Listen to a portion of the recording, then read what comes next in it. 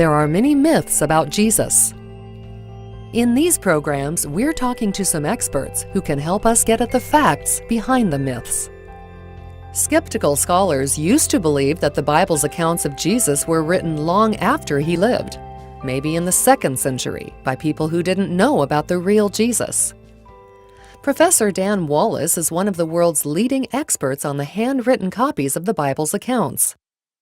Here, he explains how the discovery of the earliest copy of one of these accounts overturned the ideas of scholars, and showed that the accounts had been written much earlier than they thought.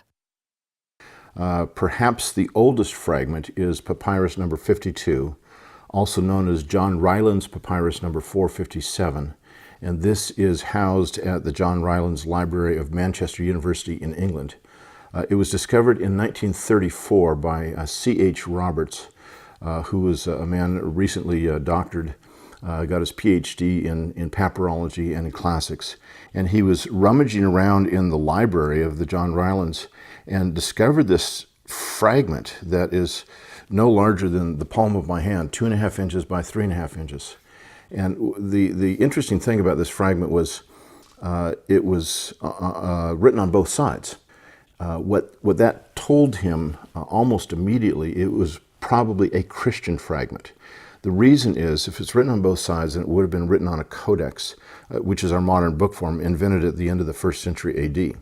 A codex where you bind it on one side, then you have cut pages that you flip, as opposed to the roll or the scroll that all other books at the time had been written on. And so this is written on both sides, and John 18:31 through 33 was on one side, John 18:37 and 38 on the other.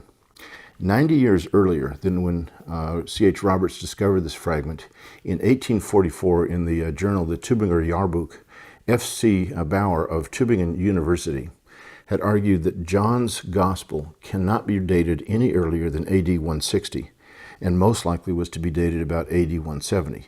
He was basing this on philosophical constructs that he had learned from his professor of philosophy, Hegel, who had come up with Hegelian dialectic, which we may know as thesis, antithesis, and synthesis.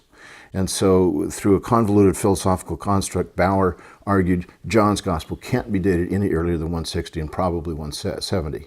And through that approach of bringing Hegelian dialectic into New Testament studies, what happened was European scholar after European scholar for the next 90 years started to late date the Gospel of John. Obviously, if it's in the second half of the 2nd century, then it has no eyewitness credibility to it, and so its historical reliability was completely dashed.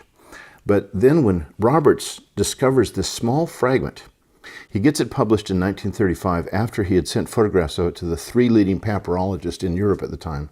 Each one of them wrote back to him and said, this manuscript cannot be dated any later than AD 150 and should be dated closer to AD 100.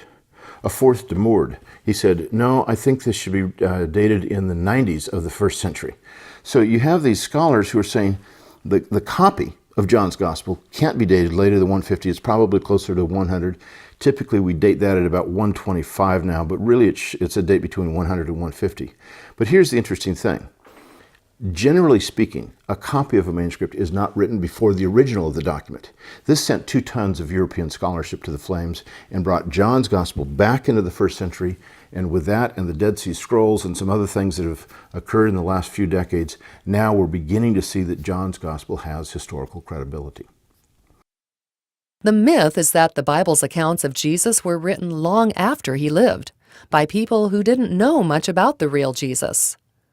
The fact is that the accounts were written very early, within living memory of Jesus. Next time, we'll look at the evidence that these accounts are based on the testimony of people who knew the places where Jesus lived.